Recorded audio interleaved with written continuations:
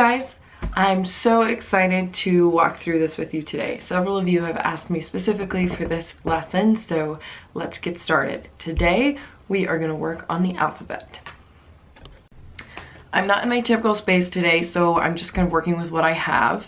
If you go back and watch the previous episode on all of the materials, you'll get a little bit more detail as to what I use on a day-to-day basis. Today, we are gonna work on lettering with Tombow markers. This is what we're using today. This is gonna be a good tutorial because I think that all hand lettering has the same foundation. Like I said, I started with calligraphy, and then I moved into hand lettering, and now I do watercolor lettering as well. But Tombow markers on one side have this brush tip, and then on the other side have your more traditional marker tip for details and whatnot. Today we're going to start with the very basics and beginning steps of hand lettering, which is of course the alphabet. If you go to my website, the link is going to be below under the downloads page. I have created for you all some guidelines. This is by no means the only answer, but it's a really good learning tool and it'll help get your muscle memory up to speed. So let's get started. Let's start by talking about what this means. As you can see, there's lines that are solid and then there's lines that are dotted. The solid lines are going to be your baseline and your top line. The middle line is what we call X height. That's going to be where the middle of your letters tend to fall and then where your lowercase letters come up to. So the key to all hand lettering is that the downstroke or the pull is heavy and the upstroke is thin. If you look at different types of hand lettering on calligraphy, you see that there's often very different weights within the same letter or word. So when I say the down weight or the pull is heavy, that's going to be the thicker part of the letter. Let's check it out. We'll start with capital letters. Here's capital A.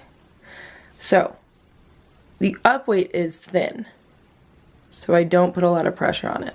The down weight is where my brush tip goes all the way flat and becomes thick. And then my crossbar goes on the X height. There's your capital A. Your upstroke is thin and your downstroke is thick. Let's move on to letter B. The B is a little bit complicated. Thick, thin, thick, thin, thick. Downstroke is thick, upstroke is thin. Here's your capital alphabet in order. Mind you, watch my stroke the whole time.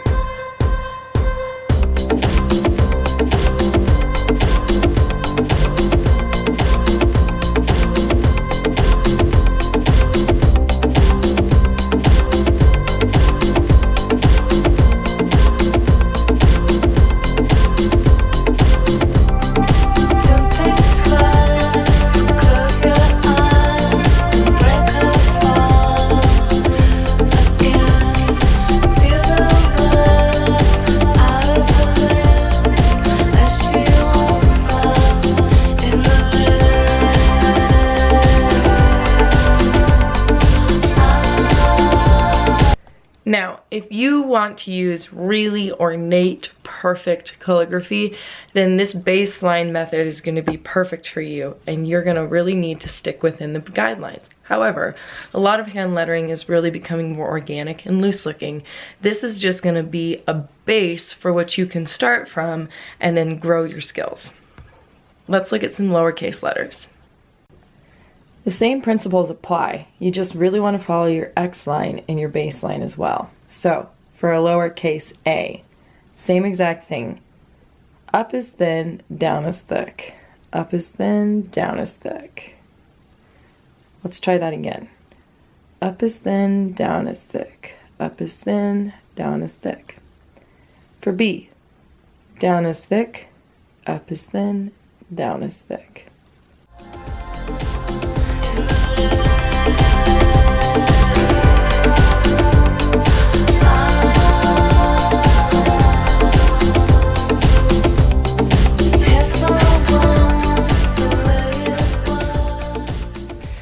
talk about a couple different types of letter forms here. As you can see, there's patterns within the alphabet. So once you learn a couple techniques, you can pretty much work your way through the whole alphabet. So let's look here at this alphabet I just wrote. I want you to notice the D, the F, the H, the L, and the T. They all have a loop involved in the top here. So let's talk about how to make sure that looks good every time. When you're drawing a D, for example, it's important to leave room for this loop. So what I've found to be my best technique is, of course, up is thin, down is thick, up is thin, and instead of going straight up, I bring the loop a little bit out, and therefore there's room for my downstroke here. So my thick downstroke comes down.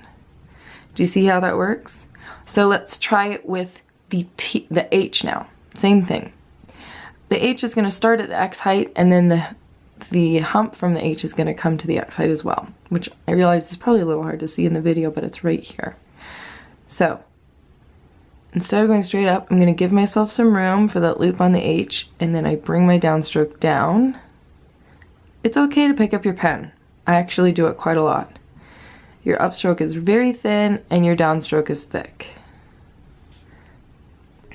In addition to that, let's go over some strokes that are not necessarily part of the alphabet, but that are really helpful to getting your pen technique down. As we've mentioned, the thick and thin is very important. So one great way to practice this is get a baseline sheet and just keep going back and forth in a W-like motion.